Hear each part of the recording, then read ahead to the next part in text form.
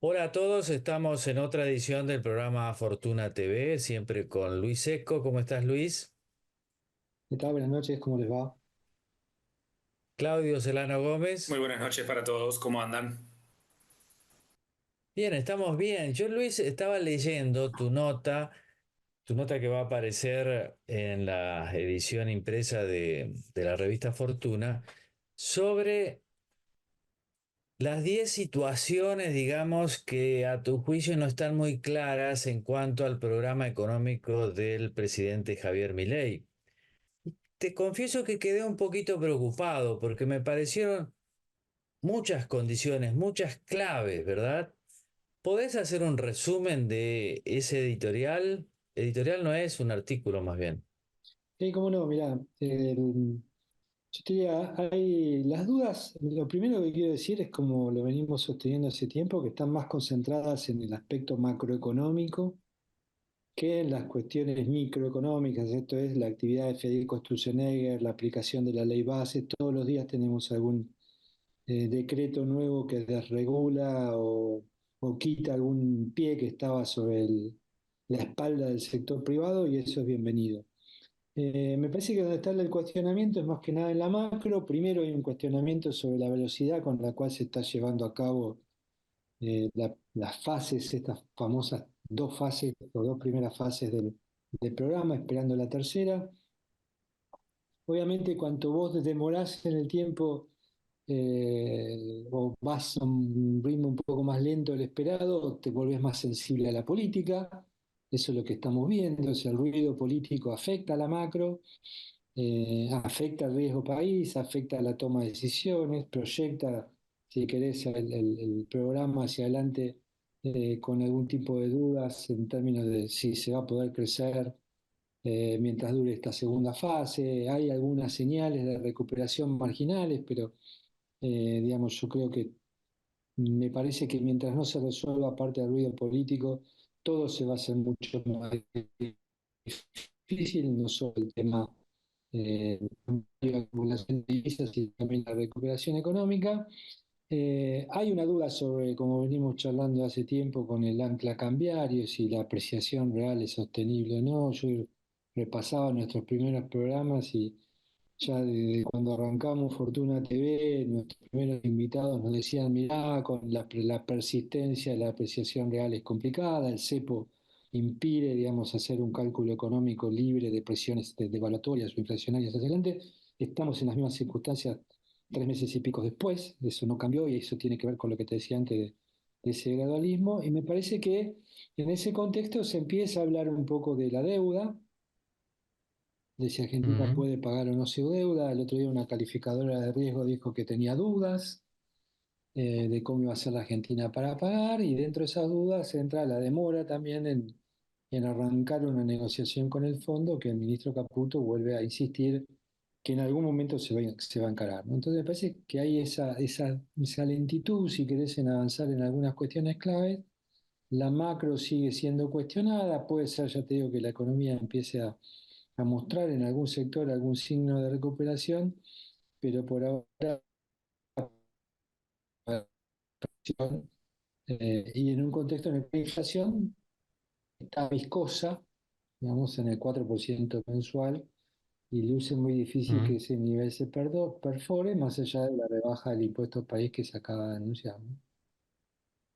Ahora, Claudio Celano Gómez, Luis Seco dice, hay algunos sectores que se están reactivando. Y vos que estás con todos los negocios ahí de la micro y demás, y recorriendo el Espinel, ¿qué pensás? ¿Hay sectores que se están reactivando? Hay sectores que se están reactivando, la respuesta es sí. Son sectores quizás más duros, uno puede poner como ejemplo el petrolero, el energético, ¿sí? Pero la realidad es que el promedio sigue siendo malo, sigue siendo negativo. Como dice Luis, el promedio a veces tiene demasiados extremos. En el otro extremo está la industria automotriz, que está muy por debajo de lo que fue el año pasado, pero el mes anterior mejoró algunos puntos respecto de cómo venía. Pero se sigue estando muy, muy por debajo, aunque es cierto que cuando hablamos con los economistas y Luis Seco es uno de ellos, está claro que pareciera que el piso finalmente se tocó, ¿no? Entre Claro. marzo y junio, dependiendo quién, hasta Juan Carlos de Pablo nos lo dijo en este programa, con lo cual, bueno, esperemos que ese piso sea cierto y que las recuperaciones, no crecimiento, sino que las recuperaciones empiecen a ser, bueno, más sectoriales para todos. Pero vos, Luis, decís en tus columnas que es muy difícil una recuperación en serio con un tipo de cambio tan apreciado, ¿no? Sí, digamos, el tipo de cambio apreciado hace una cosa básica en la cabeza de los argentinos, digamos, que es, vos empezás a sacar cuentas para adelante y decís, yo sé que esto va a cambiar. Cuando cambie el tipo de cambio, va a cambiar el precio de los demás bienes. Tengo que invertir, tengo que comprar insumos, tengo que producir, tengo que pagar salario. ¿Qué hago? Y espero un poquito más. Porque como sé que viene, digo, ¿por qué voy a tomar un montón de decisiones en el aire si sé que en algún momento viene esa corrección cambiaria? Me parece que ahí está el problema, y hay un problema adicional, si querés, que yo critico bastante, tal vez el aspecto más débil del gobierno para mí sigue siendo la comunicación, eh, que es que te instalaron esta idea del miedo, ¿no? O sea, vos tenés un gobierno que te dice, tengo miedo de salir del cepo, tengo miedo de lo que puede pasar con el dólar, tengo miedo de lo que puede pasar con la inflación. El economista que yo más respeto en Argentina, uno de los que más respeto y que es defensor del programa, como Ricardo Reazo, dice, si tocas esto, vuela todo por el aire. Y yo digo, mira que eso, más Te que da una miedo. defensa, claro, más que una defensa, te plantea, para mí es no te digo tampoco un ataque, pero digo, deja mal parado el programa, ¿no? Porque si vos decís, voy a toco esto y vuela todo por el aire, digo, el programa no está consistente. Así que yo diría, me parece que el gobierno tiene que dar respuestas en la macro, está tratando de dar respuestas en la micro, las respuestas en lo institucional, como decía nuestro invitado, no sirve de mucho y me parece que estamos ahí como remando en dulce de leche todavía, ¿no? Ah, ¿y cómo es esto del acuerdo con el Fondo Monetario Internacional? ¿Por qué te parece que el ministro Caputo lo patea? ¿Por las exigencias del fondo? Eh, Se van a conocer ahora la novena revisión, cumplimos las metas cuantitativas, o sea, reservas, déficit, gasto. Reservas ahí justito, me parece, porque se toma el fin de junio. Eh, pero no cumplimos mucho de lo estructural que nos pedía el fondo y me parece que yo creo que el fondo le debe haber dicho al gobierno, sí, mira, vamos a esperar un poco, mostrame que te aprueban el presupuesto, ese es el gran tema que se viene, Jefe y Claudio, o Mm. sea, de acá a 20 días tenemos que conocer el presupuesto, el primer presupuesto que tiene que elaborar el gobierno bajo el marco del superávit fiscal o el equilibrio fiscal. Y el fondo ya empezó a decirle, mira que en ese presupuesto me tenés que contar cómo vas a hacer para que el ajuste del gasto sea más permanente, cómo vas a recaudar el año que viene, qué es lo que vas a recaudar. Contame un poquito más allá, le pidió proyecciones multianuales o plurianuales, y me parece que el fondo le va a decir al gobierno también, una vez que esté aprobado el presupuesto, va a decir, bueno, mira que este acuerdo nuevo quiero que también lo apruebe el Parlamento. Claro. Entonces, a mí me parece que todo eso también lleva un poco a Caputo a ir con un poco más así como más cuidado y ver cómo viene la política, y ese es un tema que sabemos que no viene del todo bien, ¿no? Bien, vamos a la primera entrevista. Estamos con un especialista en energía, Daniel Cherolt. ¿Cómo está, Daniel? ¿Cómo anda? Muy bien, ¿cómo están ustedes? Bien, y acá estamos todos entusiasmados con las posibilidades que se abren para la Argentina en materia de energía, pero queremos que usted nos diga si tenemos derecho a entusiasmarnos o no. ¿Cómo está el panorama hoy en Vaca Muerta? Después hablamos del litio y demás. Sí, está muy bien eh, y continúa con la tendencia que se inició, diría, al fin de la pandemia, en producción de petróleo que crece fuerte y por sobre las necesidades internas de las refinerías. Entonces, las exportaciones están creciendo fuerte. Y también la producción de gas, acompañando las expansiones de transporte de gas que se iniciaron en agosto del año pasado, empezaron a construirse en el 2022 y fructificaron en el 2023, y ahora se adicionó una planta compresora y vendrá otra más, y eso permite más entrega de gas natural, en los inviernos y también fuera de los inviernos, y eso reduce fuertemente las importaciones. Así que la verdad que creo que está en el mejor momento de los últimos 25 años, por lo menos. Bien, y litio también, ¿no? Bueno, ahí se están terminando 3 proyectos que están en construcción, además de uno que ya ingresó recientemente y 2 que ya había. Creo que hay alguno más. Ahora, hay otros proyectos que están en una pausa, ¿no? Porque los precios han caído Mm. drásticamente, los precios de la tonelada de carbonato de litio, llegó a un máximo de $80.000 la tonelada, pero pongámosle 60.000 como promedio, y actualmente están 12.000, 12, 14.000. Es un mercado poco líquido, donde los precios los fijan los compradores de carbonato de litio que están concentrados en fabricantes de baterías en China. Y bueno, hay toda una disputa geopolítica, ¿no? Hay quien acusa a China de manipular los precios. Yo creo que lo que está sucediendo es que hay una sobreoferta de baterías de litio y eso reduce un poco el precio del carbonato de litio. Siempre está la amenaza de que se encuentre un sustituto al litio, pero ¿hay alguna posibilidad o podemos esperanzarnos de que no la encuentren por un tiempo? Bueno, va a haber una evolución tecnológica, pero siempre se van a necesitar grandes cantidades de carbonato de litio y de hidróxido de litio, que es un refinamiento del carbonato. Yo creo que hay un buen panorama. No obstante, cuando se habla de litio, yo leo por ahí o escucho a gente que habla de- de- de un mar de otra vaca muerta. La verdad que eventualmente, si los precios recuperaran, no digo a los valores máximos, pero digamos, podríamos pensar en exportaciones de 2.000 millones de dólares por año o algo por el estilo. En minería, la gran apuesta es el cobre, que son proyectos de 6 7 años. Luis, Sí, ahora, Daniel, esas proyecciones, por más optimistas que sean con el litio, siempre se quedan cortas respecto de lo que podemos llegar a exportar de gas y otros combustibles, ¿no? Bueno, claro. Cómo estás viendo las inversiones más pesadas que hay que hacer tanto como para exportar gas como para exportar combustibles o petróleo, digamos, sin refinar?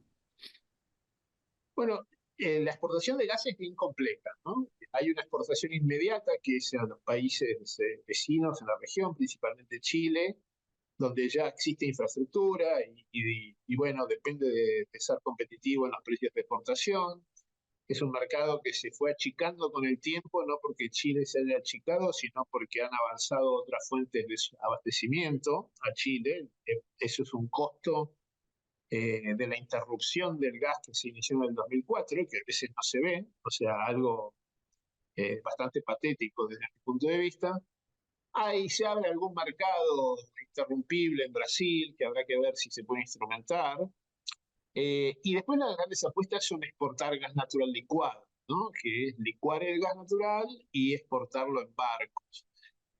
Para ello se necesitan o contratos para que vengan barcos de licuefacción, es decir, toda una planta industrial sobre un barco, un buque que tiene 400 metros de eslora largo, o claro. sea, algo monumental, que se ha hecho un contrato ya concreto para el año 2027 de Pan American Energy con la firma Golar de Noruega, y después YPF tiene proyectos de 3 buques de licuefacción y una planta en tierra. Que bueno, la planta en tierra son módulos y eso, bueno, cada módulo de 4, imaginemos, puede costar 6 7 mil millones de dólares, como 6 5 6 años de construcción. Entonces, nada de eso está definido, ¿no? No Mm. está, tiene un socio que es Petronas de Malasia, es una gran empresa, muy importante en gas natural licuado en el mundo. Y bueno, yo he asistido en el último mes a una polémica que es Bahía Blanca, Buenos Aires contra Río Negro contra Buenos Aires, y tengo un montón de amigos, me dicen, bueno, qué fantástico, porque ya empieza la construcción, no está ni siquiera decidido. Lo que Claro. se, lo que se decidió es que si se avanza con el proyecto, la planta se haría en una localidad de Río Negro, pero nada más, ¿no? un ítem más de una decisión que es súper compleja, que YPF ha dicho que se va a adoptar recién en el segundo semestre del 2025 y Claro. eventualmente esos son las de la planta grande en tierra para el 2031, 32. O sea, Ah, no es algo inmediato, ¿no? o sea, es una planta, lo primero serían los dos barcos esos gigantes, ¿no? Bueno, tampoco YPF lo tiene decidido. Como les dije, lo único concreto es un buque que va a traer, o que ha contratado Pan American Ah, Energy en una asociación con Golar, esta empresa que es la dueña del buque. Eh, Todo el resto son proyectos por el momento, que yo creo que alguno va a fructificar. Gas es bien complejo, ¿no? Depende de muchos factores, son inversiones enormes, de muy largo plazo. Para eso, de algún modo, se concibió este régimen para las grandes inversiones, con incentivos. Lo que sí está funcionando súper bien y en marcha y en expansión son las exportaciones de petróleo. claro. Eso es mucho más simple, no Mm. porque sea algo fácil, pero es más simple porque hay oleoductos, hay que expandirlos, se están expandiendo, se reactivó uno a Chile, hay puertos ya existentes que se están expandiendo, pero digamos, es mucho más simple porque hay gran parte de la inversión ya está hecha. Y el impacto, digamos, pregunta más orientada a la cadena de valor que se podría generar con un gas más barato. ¿Qué estás viendo ahí? Porque si todavía falta mucho el proyecto exportador, por ahí se puede aprovechar parte del gas que nos sobre, digamos, en Vaca Muerta para desarrollar, no sé, por ejemplo, la industria química, petroquímica, plástico, derivados. ¿Cómo ves La eso? Argentina, la Argentina tiene esa industria ya, Argentina, en una medida importante, ¿no? Es un tercio más o menos del mercado anual de gas natural en Argentina, y tiene una variedad de consumidores, grandes acerías, plantas de aluminio que necesitan energía eléctrica en base al gas natural, petroquímica, plantas de fertilizantes, eh, de todo. Hace crushers de soja para producir aceite, que consume mucho gas natural. O sea, una variedad amplísima. Ahora, hay proyectos, ¿no? Como bien mencionaba Luis, el gas tiene un precio competitivo a nivel mundial, es bajo a nivel mundial, y entonces podrían radicarse en nuevas industrias. Por ejemplo, Profertil, una planta de fertilizante que es de YPF y una firma canadiense, muy importante, tiene un proyecto para duplicarla, y son plantas ya de escala mundial.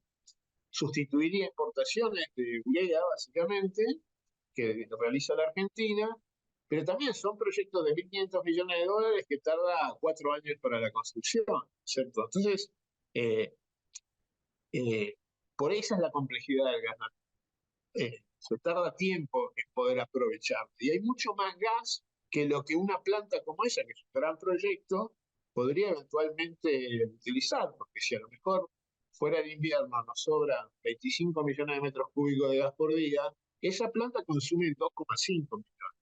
¿Me explico? Entonces, eso es complejo. Yo creo que la gran expectativa y por lo menos mis proyecciones de crecimiento de exportaciones en este sector vienen dadas principalmente, en primer lugar, por las exportaciones de petróleo. Claro, es lo más rápido y además los precios ayudan más que el del gas, ¿no? Por lo que usted dice. Correcto. Sí, sí, sin duda, porque hoy el precio del petróleo Brent, que es el de referencia para Argentina, cuesta $80 el barril. Aquí Mm. el precio neto de los derechos de exportación puede estar en $75 más o menos. Pero si yo exportara gas natural licuado, por ejemplo, a $8 el millón de BTU, que es la unidad, el gas local se vende a $3,5. Pero si yo lo lograra exportar a $8, eso es como si el petróleo, ese producto sería equivalente a $48 el barril.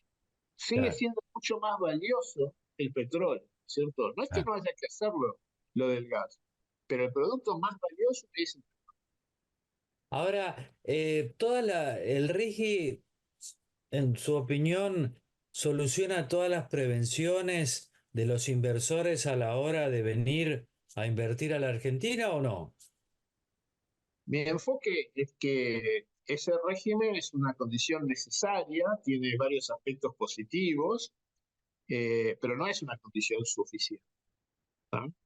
La condición suficiente es muy subjetiva desde mi punto de vista. Yo creo que lo que se necesitan son consensos políticos para que quien toma la decisión no esté temeroso de que el próximo gobierno, cualquiera fuera el signo político, no vaya a invalidar todo lo que se ha hecho. Y eso es algo muy sutil, Claro. ¿no?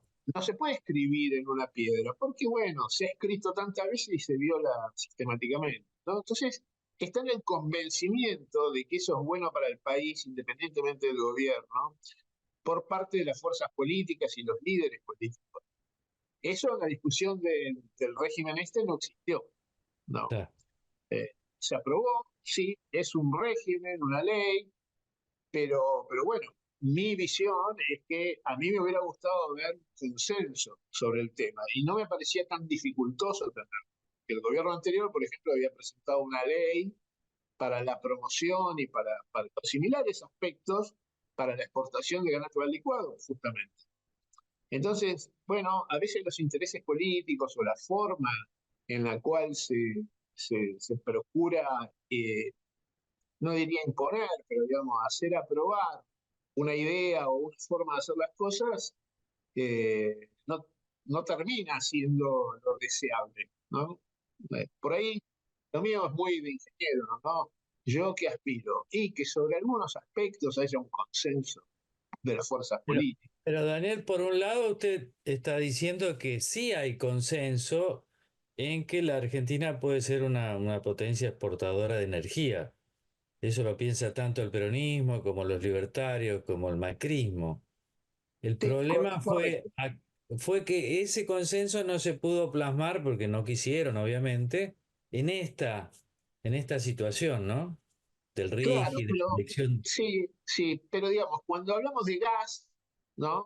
Que la Argentina, su consumo primario de energía, que es la forma de medir todos los tipos de productos energéticos en una sola unidad, 54 y 55% es gas natural. Es decir, es absolutamente básico y fundamental para toda la economía, porque Claro. sin energía no funciona la economía. Entonces, es tan básico que a veces que cuando hace un día, hace mucho frío en Buenos Aires, siempre puede llegar a haber un presidente como lo hubo que diga, ah, no, entonces yo estoy exportándole a Chile, no, cortalo porque hoy hace un poco de frío. O hace calor, entonces necesito gas para una central eléctrica en vez de quemar gasoil, que vale mucho más caro.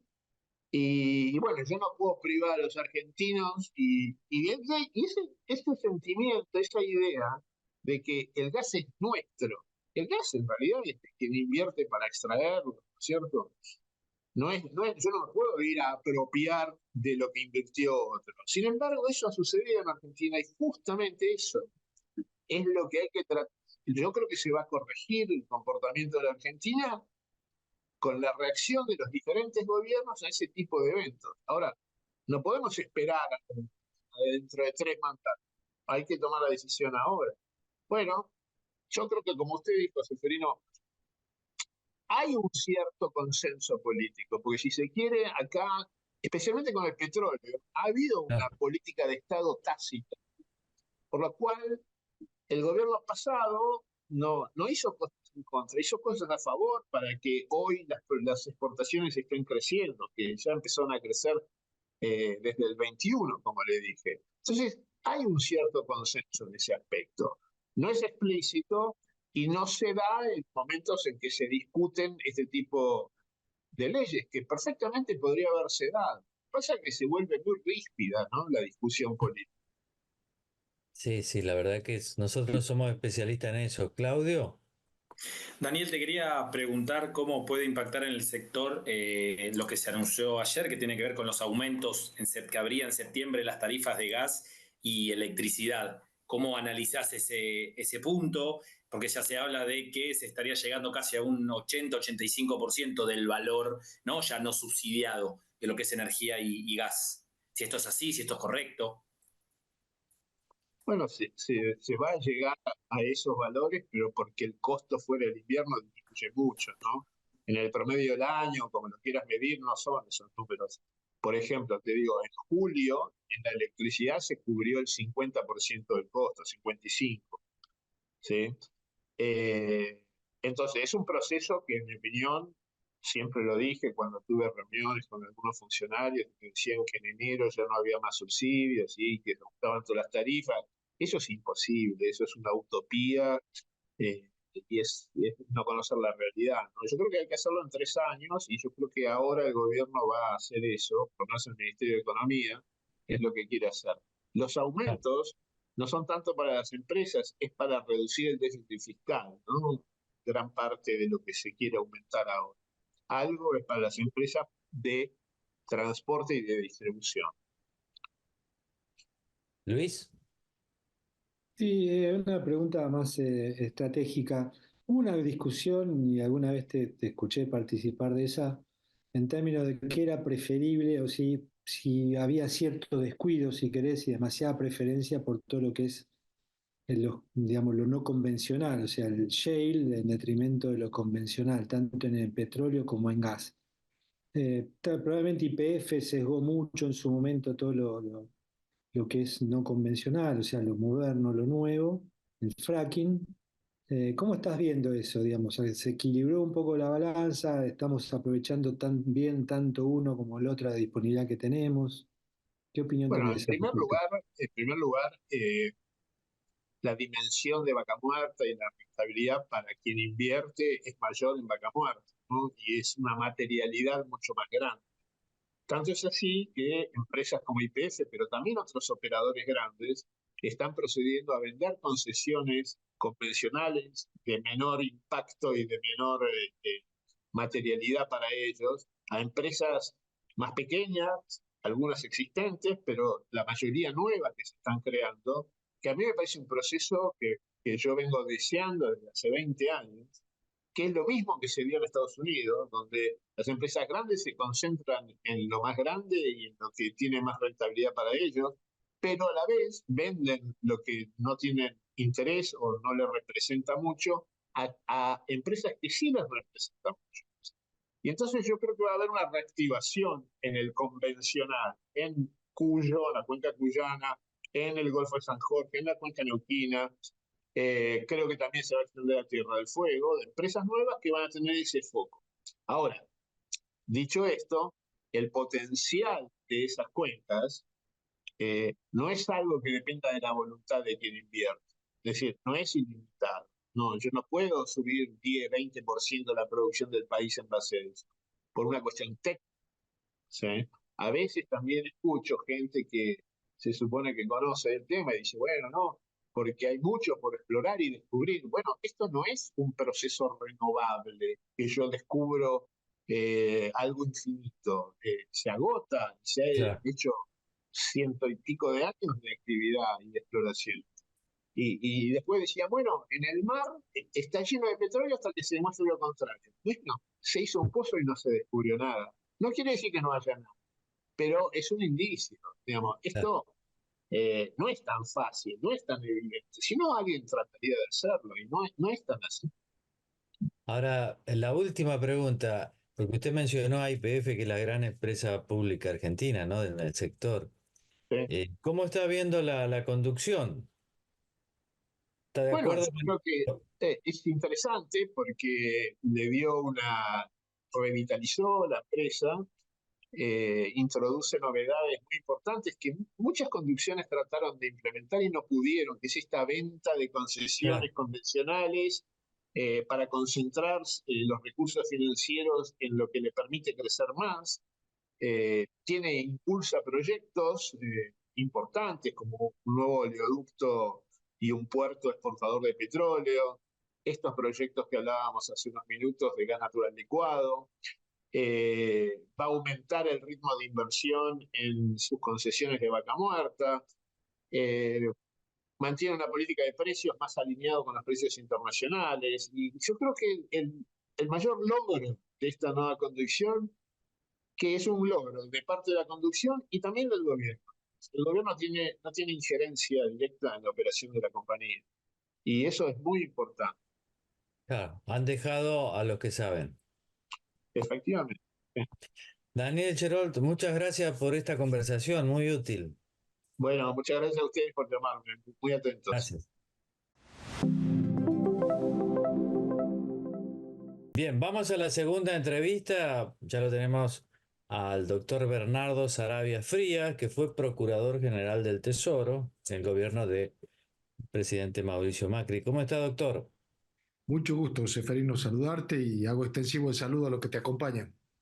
Sí, Luis Seco, Claudio Silano Gómez, ahí están, atentos, pero yo quería comenzar con esta pregunta, siendo usted un hombre de leyes tan respetado. Eh, Creo que hay siempre una demanda en la Argentina de seguridad jurídica. ¿Usted cree que esta postulación del doctor Ariel Lijo a la Corte Suprema de Justicia contribuye a esa seguridad jurídica o no tiene nada que ver? Tiene directa relación y creo que es determinante para el futuro de la seguridad jurídica en el país. Cuando uno presta atención y mira hacia atrás, cae en la cuenta que la postulación de jueces a la Corte por parte del Poder Ejecutivo marca la pauta de la dirección que va a tomar un gobierno, de la dirección en el mediano y en el largo plazo. Y esto es lo que se conoce como seguridad jurídica, porque para cualquier plan económico es central ponerlo en un marco institucional. Si un plan económico no tiene un marco institucional, se trata meramente de un plan económico de coyuntura, de un plan económico para el mediano plazo que no piensa en el futuro de la Argentina. Y si uno, como decía antes, presta atención a lo que ha venido ocurriendo en el país, cae en la cuenta que muchas veces ha fallado esto. Casi siempre ha Ah, fallado en esto. De hecho, no se le ha prestado debida atención al marco institucional. Y es lo que está ocurriendo ahora. Y es lo que responde, por ejemplo, a que el riesgo país esté en 1.500 puntos y se haga un enorme esfuerzo fiscal y el riesgo país siga en 1.500 puntos. ¿Dónde está la respuesta a esa pregunta? Casi retórica. La respuesta está en postulaciones como las que se han hecho a ocupar lugar en la Corte Suprema de Justicia de la Nación. El marco institucional tiene un punto de apoyo fundamental que es la justicia. Y esto es muy simple, sobre todo mirado desde el punto de vista de la inversión. Quien va a resolver los problemas que se presenten para una decisión de inversión es la justicia. Y si el mensaje que estamos dando son este tipo de candidatos, pues tenemos un problema. La última palabra la tiene la Corte Suprema de Justicia de la Nación. Es el faro que se mira con mayor atención porque es el intérprete último de la Constitución Nacional. Y esto no es una frase solo de abogados, es la última ratio, es el último lugar al que se puede acudir y es a donde miran todos los tribunales, no solamente los que están en la ciudad de Buenos Aires, sino en todo el país. Entonces, fíjese, estamos impulsando millones o tratando de atraer millones de dólares de inversión y a quienes se lo pedimos, el mensaje contradictorio, más que paradojal que le estamos dando, es, esta es la justicia que le va a resolver a ustedes los problemas. Es ahí donde toda la explicación se termina de comprender, se termina de entender por qué un plan económico tiene que tener un marco institucional y allí donde aparece la importancia de la postulación a la Corte de este calibre, de estas connotaciones, ¿no? ¿y qué me dice del otro postulante, el doctor Manuel García Mansilla? Mire, yo creo que hay que hacer un análisis objetivo en estas circunstancias, ¿no? Cuando digo un análisis objetivo hay que mirar la Constitución Nacional, no hablar tanto de las personas, no Mm. personalizar. Y cuando se miran los requisitos que uno puede entender interpretando la Constitución Nacional, son 5 y son bastante simples. El primero, el federalismo. Es un principio de rango constitucional histórico profundo que atraviesa todo el ordenamiento jurídico del país. Y acá tenemos dos postulantes porteños. No hay abogados, juristas de nota en toda la Argentina. Esto es para preguntárselo, sobre todo senadores de la nación que representan a las provincias. Yo creo que es pregunta que uno se hace, ¿no? ¿Por qué tiene que haber dos porteños? Y esto no es una cuestión de porteñocentrismo, de una discusión que nos lleve a Martínez de Estrada, si quieren, u otros lugares históricos o filosóficos. Hay juristas que tienen que representar la mirada del interior y eso es el federalismo. Lo primero. Lo segundo, el género. Tiene rango constitucional y hay tratados internacionales. ¿Cómo no va a haber mujeres en el máximo tribunal? Por favor, no puede haber 5 varones o 5 hombres, ¿no? Esto es un segundo concepto que está siendo violentado con estas postulaciones, insisto, independientemente de las personas. Lo tercero que hay que mirar es la edad. ¿Y esto por qué? Porque los jueces, fíjense que quedan hasta los 75 años en su cargo. Es casi un puesto permanente, un puesto perenne. Si uno mira los otros dos poderes políticos del Estado, son elegidos por el voto popular. Este es el único poder de la nación que es electo de esta manera y permanece en el cargo hasta los 75 años. ¿Ustedes creen que una persona o dos personas que tienen 50 y pico de años, estamos eligiendo personas que van a estar 25 años en ese cargo? Y esto es lo que exige previsión, madurez y profundidad a la hora de la elección. Hay que prestarle atención a la edad, no es algo menor, no es solamente una cuestión de madurez, una cuestión de proyectar esto en el tiempo y saber que son personas que van a estar allí hasta los 75 años por lo menos. Dios quiera que no pase algo que interrumpa esto con anterioridad. Y déjenme que haga una cota. Sí. Si uno piensa republicanamente en este punto, habría que empezar a ver, algo de decoro para mí sería que estas personas presenten junto con su designación la renuncia a los 8 años, por ejemplo, a su cargo, y se vayan como corresponde a su casa después prestar un servicio al país. Eso sería una mirada republicana para alguien que joven aspira a asumir un cargo de estas características. Les decía, le da como tercer requisito. Vamos a los dos últimos, ya con esto les cierro para no aburrir. ¿Qué es la idoneidad? La idoneidad tiene dos características, una es la moral y la otra es la técnica. Bueno, es acá donde las mayores discusiones se están dando. La moral, por cierto, es más subjetiva, puede ser más objetiva, habrá que mirar si hay causas en el Consejo de la Magistratura que acompañen, por ejemplo. En la técnica hay que mirar lo que se ha escrito, lo que se ha hecho a lo largo de una carrera profesional. Y acá vuelvo a la integridad y a la capacidad de los juristas en la Argentina. Hay muchos tratadistas de derecho en Argentina, hay profesores de calibre. A diferencia de muchos otros países, este es un país donde el derecho ha dado muchísimos juristas y sigue dando muchísimos juristas. Y a esto hay que prestarle enorme atención, no es solamente el recorrido profesional, sino también qué se ha publicado, cuál es la actividad académica. Sobre la base de estos 5 requisitos se debe decidir. Esto por lo menos es lo que indica la Constitución Nacional. Y agrega algo más desde la reforma del 94. Hay algo más para tomar en cuenta, que es la opinión pública. Ustedes como recordarán, y si no se los pongo, hay un gran jurista tucumano, Carlos Cosio, que decía que la democracia es el gobierno de la opinión pública. Era un filósofo del derecho muy conocido. Y es cierto, la opinión pública tiene mucho para decir, sobre todo después de la reforma del 94, donde ya no es solamente el Poder Ejecutivo el que propone nombres y el Senado el que termina aprobando y reenviando al Poder Ejecutivo para la designación final. Acá hay un procedimiento donde la opinión pública tiene algo que decir. Y ha ocurrido algo llamativo respecto de los candidatos al Poder Ejecutivo. Pocas veces se han visto tantas oposiciones, pocas veces en designaciones anteriores. Y esto no se puede soslayar. Las opiniones, por algo está la opinión pública, por algo el proceso que establece, el procedimiento que establece la Constitución Nacional da lugar a esta participación. Entonces, a estos 5 requisitos hay que sumarle la opinión pública y tomar muy en cuenta lo que se ha dicho allí, las oposiciones que se han planteado. Creo que este es el marco, hay que despersonalizar y hay que recurrir a los principios de la Constitución Nacional y al procedimiento que está allí establecido. Y al menos en mi análisis, que tiene desde luego la subjetividad de la falencia y los errores que puede tener, pero yo veo que hay inconvenientes, hay problemas en pasar las designaciones por estos 5, si se quieren, filtros y además mirando las oposiciones, ¿no? Claro. Y creo que va a marcar un antes y un después, sinceramente. Yo creo que acá empieza a reconfigurarse incluso el sistema político desde estas designaciones y desde estas propuestas. Se va a abrir un espacio, una nueva, si se quiere, es muy fuerte la palabra grieta, ¿no? Pero de quienes están de un lado y quienes están del otro, porque lo que empieza a definir casi de nuevo el futuro de la Argentina es una visión republicana o antirrepublicana, ¿no? ¿Qué queremos para nuestra Corte Suprema de Justicia? ¿Cómo postulamos a nuestros candidatos? ¿Cómo respetamos los procedimientos? ¿Cómo hacemos caso omiso o no de la opinión pública? Creo que van a empezar van a marcar un hito. Esto yo creo que es realmente un hito para la Argentina en el futuro inmediato. Luis Seco, ¿qué tiene para decir? Sí, Bernardo, se escucha mucho este razonamiento simple que tiene que ver profundamente con lo que estabas planteando, que es bueno, los inversores, se le crea un marco como el RIGI, pero bueno, después viene un gobierno, lo cambia y queda medio flotando en el aire si querés, la constitucionalidad incluso de los beneficios recibidos y demás. Imagínate que yo soy un inversor, te vengo a ver al estudio, todos me recomiendan, tenés que hablar con Bernardo, y te pregunto, Bernardo, ¿me acojo al RIGI o no? Escucho mucho ruido con el tema, contame qué hago.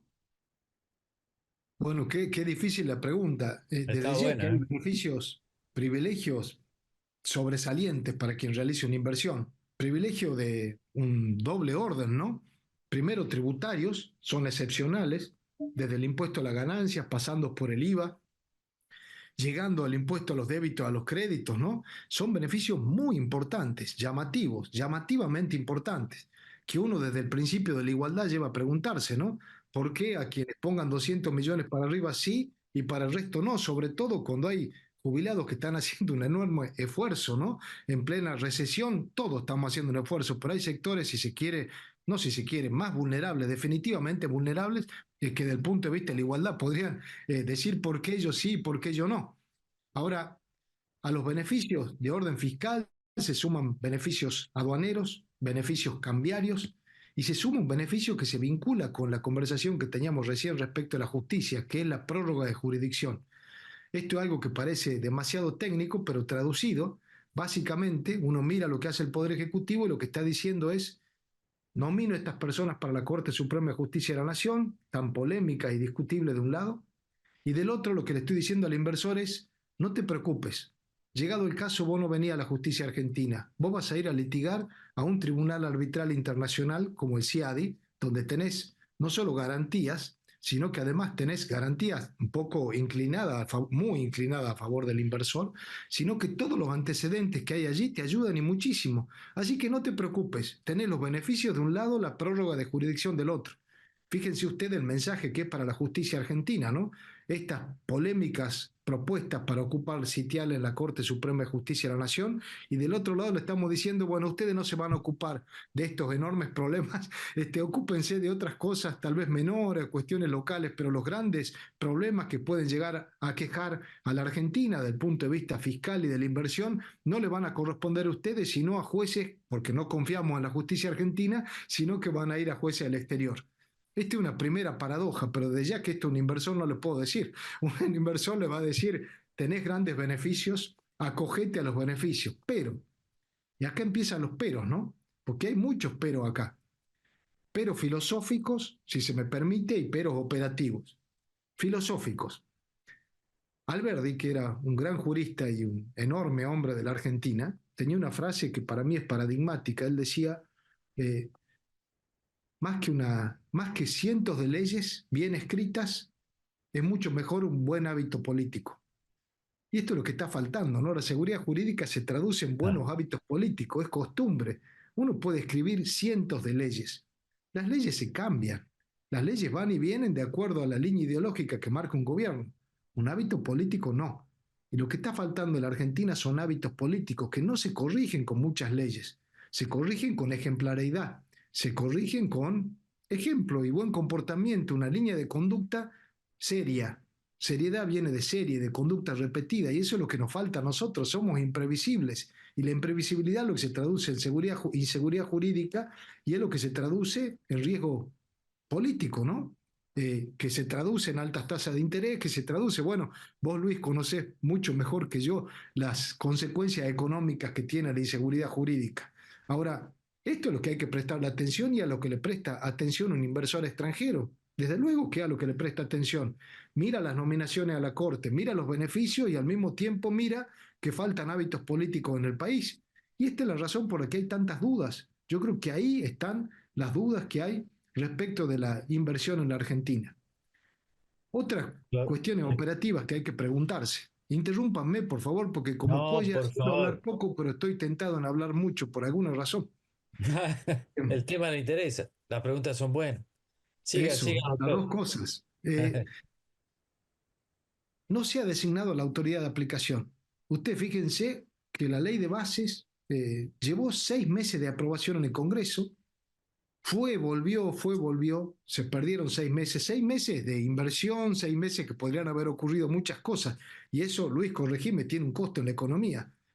Digamos, esta mala praxis esta falta de capacidad política para hacer que las cosas ocurran, que significa que una ley pase por el Congreso, entre otras, tiene desde ya un costo de demora que ya se refleja de hace rato en la Argentina, no solo en el riesgo país.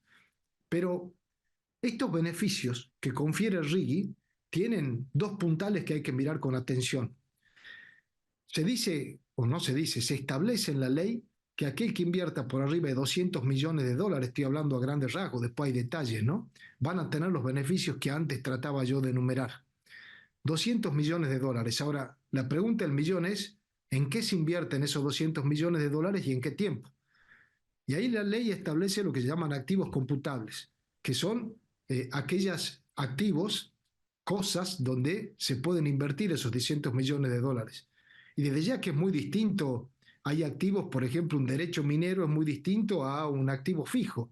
Cambia mucho donde yo puedo invertir ese dinero. Pueden ser enormes ventajas o desventajas, de acuerdo a que me amplíen esa base o no, o me la restrinjan. Y la otra cuestión a mirar es el tiempo.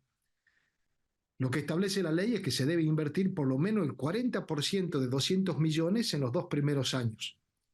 Ahora hay excepciones, como dice la ley. La autoridad de aplicación puede cambiar los activos computables y puede estirar el tiempo en que se haga la inversión. Entonces, fíjense, de repente alguien puede decir, yo lo invierto el 40% de 200 millones de dólares porque la autoridad de aplicación me permite invertir el 20%. O sea, solamente el 20% de 200 millones y me llevo todas las ventajas. Y además, la autoridad de aplicación puede decir, los activos computables, la base de posibilidades es mucho más amplia. Fíjense cómo cambia de la discrecionalidad esto. Primer Ahora punto, entonces. te hago una consulta, perdón, te hago una consulta. ¿Quién a tu juicio, digamos, quién debería ser esa autoridad de aplicación? Porque algunos creen que debería ser, no sé, Sturzenegger, otros te dicen, no, ¿por qué no lo pones en el ámbito de la Secretaría de Comercio, de Karina Industria? Milei. Bueno, ahí Yo sería creo, más volvamos a complicado. las instituciones siempre y yo intento despersonalizar. Es Ok. tanto lo que está en juego y la discrecionalidad y los beneficios que estamos dando como país y el perjuicio que podemos tener, y desde el punto de vista de la igualdad ni hablar, que acá debería haber un organismo que tenga criterios objetivos en manos de gente objetiva. Ah, Hay que tratar de sacarlo de la política, en serio digo esto, y con convencimiento, que evite las discrecionalidades, porque las discrecionalidades pueden llevar a un daño enorme para el país en lo inmediato, y en el mediano plazo las discrecionalidades terminan mal. Cuando se hacen mal las cosas, y a ver, lamentablemente voy a hacer una referencia al pasado, porque hay una gran reivindicación de los 90 en estos tiempos que corren. Y francamente, y de vuelta una opinión personal, y si quieren me pueden cuestionar lo que voy a decir sin ninguna duda, y tal vez lo hagan, y está bien que lo hagan, o no, pero para mí los 90 ha sido uno de los tiempos de mayor degradación institucional que ha tenido la Argentina. Y ha tenido una enorme degradación institucional por las decisiones que se han tomado. Vuelvo a la justicia por un minuto, ¿no? Fue la época de la mayoría automática en la Corte, la época de la ampliación de la Corte, la época de la creación del fuero de Comodoro Pi. Fíjense, todo lo que pasó en ese tiempo, ¿no? Bueno, para mí no es un ejemplo, esa época es un ejemplo que ha dado lugar a muchas arbitrariedades, discrecionalidades y discusiones que terminaron luego en causas penales que duraron mucho tiempo. No hay que repetir esto. No es un tiempo para celebrar, o por lo menos si copiemos cosas que han sido buenas, no tomemos las malas. Y acá no hay que tomar las cosas malas, hay que evitar las discrecionalidades, habría que crear una autoridad de aplicación independiente, que tenga criterios objetivos, que evite las discrecionalidades, que vayan, en este caso puntual, a plazos no objetivos y que beneficien a unos pocos, porque ya los beneficios son muchos, activos computables en lo que se puede invertir, que sean demasiado laxos como posibilidad. Hay que crear, no hablar de personas, habría que crear una autoridad de aplicación objetiva, que sea responsable. Algo muy parecido, y esto Luis lo va a explicar mucho mejor que yo, pero lo que ha pasado con los fondos soberanos, ¿no? Los fondos soberanos del mundo, que es algo que está probado y que habría que haber hecho en la Argentina, porque evidente, hay teoría económica, esto que lo sustenta, hasta premios Nobel, ¿no? Y vos lo sabrás mucho mejor, Luis, que yo. Pero ya que no optamos por un fondo soberano para los recursos naturales como los mineros que queremos explotar, eh, por lo menos tengamos la inteligencia de que la autoridad de aplicación sea objetiva, aplique criterios objetivos y se eviten discrecionalidades de las que nos vamos a arrepentir en el futuro. No hay que hacer estas cosas a las apuradas por más que haya urgencia, ¿no? Hay que hacerlas bien. Nos quedamos sin tiempo, doctor Sarabia Fría, pero así cortito nada más. Este juicio en Nueva York contra YPF. ¿Vamos a ganar? ¿Vamos a perder? ¿Cómo lo ve usted? A mí me encantaría decir que vamos a ganar. Ah, Lamentablemente ya tenemos una sentencia de 16.000 millones de dólares en contra. Así que la verdad que lamentablemente las chances no son muy halagüeñas. Eh, Acá lo importante es tratar de quedar lo mejor parado a lo largo del juicio en las pocas oportunidades que quedan, ¿no? Que ahora es la Cámara, pero estaba revisando esta mañana los últimos movimientos que hubo respecto de un proceso de discovery que se está discutiendo en relación a si se puede considerar a YPF y al Banco Central como un alter ego, que sería lo peor que le podría pasar al país, porque si esto prospera, ya no sería solamente cuestión de, están pidiendo ver los mails de todo el mundo, mensajes de WhatsApp, sería una ampliación del discovery muy preocupante, ¿no? En términos políticos, mucho más que jurídicos. Pero lo importante acá es seguir intentando la Argentina dejarle en el mejor lugar. 16.000 millones de dólares es mucho, es muchísimo dinero, dinero que pagamos todos los argentinos por una mala praxis, una ah, actuación malos hábitos. técnicamente inadecuada que se llevó de vuelta, se llevó adelante a las apuradas, mal La técnicamente. discrecionalidad que usted decía. Exactamente, es exactamente lo mismo y hay tan consecuencias de ese tenor, ¿no? Doctor Sarabia Frías, muchas gracias por esta conversación. Un gusto, los saludo. Bien, estamos terminando una nueva edición de Fortuna TV. Yo creo que fueron dos entrevistas muy interesantes, pero me gustaría saber con qué se quedan ustedes. Claudio, Me quedo con el sector energético y la importancia que tiene y cómo esto que tanto se habla, ¿no? La seguridad jurídica es clave para que, en este caso, este sector que es clave para nuestro país pueda, ¿no? Pueda hacer un poco lo que la soja representó durante tanto tiempo. Con lo cual creo que ambos, cada uno a su manera, habló desde su lado, pero están unificados en cuanto a la importancia de un sector y de la seguridad jurídica para el crecimiento de ese sector. Luis. Sí, a mí me dejó preocupado lo de Sarabia Frías, básicamente en términos porque nos llama la atención o nos interpela sobre temas que a veces nosotros no le prestamos mucha importancia, ¿no? Por Claro. ejemplo, yo no había caído, y él que está en relación con inversores grandes, digamos, sobre todo en temas mineros y energéticos, que nos diga, che, la autoridad de aplicación del RIGI no está definida. Se tardó mucho en aprobar la ley y ahora no está definida y son demoras y se toma tiempo y después cuando lo escuchábamos antes a Gerón nos decía, mirá que estos son programas para el 2027, 2028, 2029, digo, como que queda todo muy por delante y me parece que se pierden tiempos en el corto plazo que a veces no nos damos cuenta y que son relevantes, ¿no? Sí, a mí de Gerold lo que me gustó es ese enfoque centrado en la necesidad de consenso de política de Estado, que en el caso de la Mm. energía no es tan difícil de lograr, porque si lo vemos bien, desde Néstor, Cristina, Mauricio, Alberto Fernández, ahora Javier Milei, todos están de acuerdo en que ese puede ser para nosotros una nueva soja, como dice Claudio. Y todos estamos de acuerdo con eso. Ahora, lo preocupante es cómo en lo pequeño, ¿no? En el RIGI, en otras cosas, no se logra poner, no se logra el consenso. Es decir, los políticos, unos y otros, prefieren pelearse. Y Y no se esto, sabe por qué. claro, se sabe por qué, por la opinión pública, por la Claro. elección del año que viene. El problema, dice Gerold, es que las ventanas están abiertas, pero no mucho tiempo. Lo que sucede con el litio, lo que puede suceder con el gas, el petróleo depende del precio, el precio es bueno ahora. Entonces hay que aprovechar, no es que lo vamos a tener siempre. Ahí quedé preocupado, pero también con una cierta esperanza porque la energía es una riqueza que deberíamos aprovechar, ¿no les parece? Sí, digamos, el tema de los hábitos políticos, ¿no? La idea esta, por ejemplo, copiar lo bueno de los gobiernos anteriores y no copiar todo necesariamente. Ah, Los 90, por ejemplo, fueron la irrupción en escena de lo que se llamó la legislación de emergencia o el estado de emergencia permanente, esta idea que, sobre pretexto de la emergencia, hacemos cualquier cosa.